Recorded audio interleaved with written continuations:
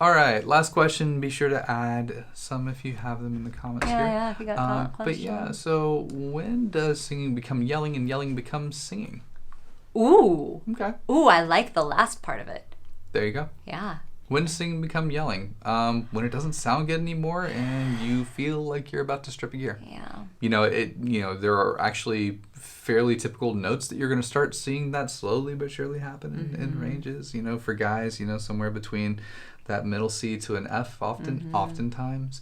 For girls, you're going to see it somewhere around that A flat to C area, sometimes a little higher. But long story short, what it boils down to is what's comfortable.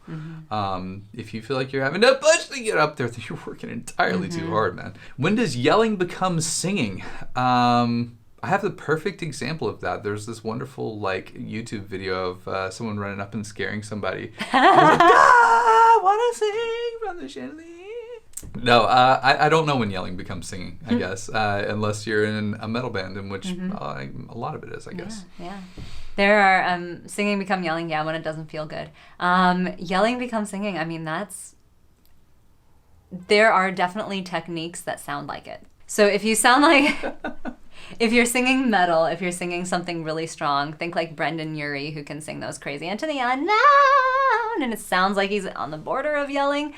He's singing very healthily a lot of the times, but he's accessing that sound in a different way. It's a lot of smoke and mirrors. And I had one client who was obsessed with, oh my gosh, it's going to drive me crazy. I just had it. Judas Priest.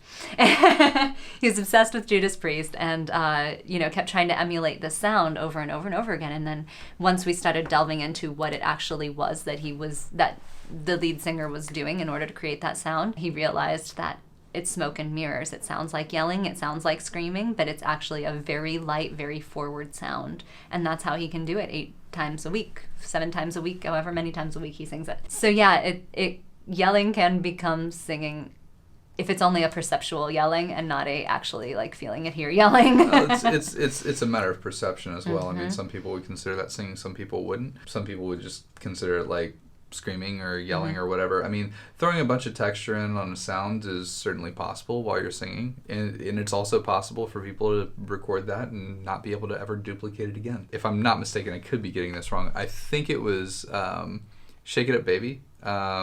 Yeah. That's exactly what it sounds like right there. But John Lennon, I think he had strep throat, and he just wailed through it and made it work. Steven Tyler, I freaking love Steven Tyler. But anyway, a wonderful example. And Steven Tyler's voice is so stinking light. Listen to it. God. It is so light. It has there's a lot of clarity. There's a lot of frequencies. There's a lot of bite to it. But it's not heavy. It's not heavy. And it sounds it. And you would think that's what you got to do. Yeah, it sounds crazy. Smoke and mirrors. But yeah, it's kind of one of those things. So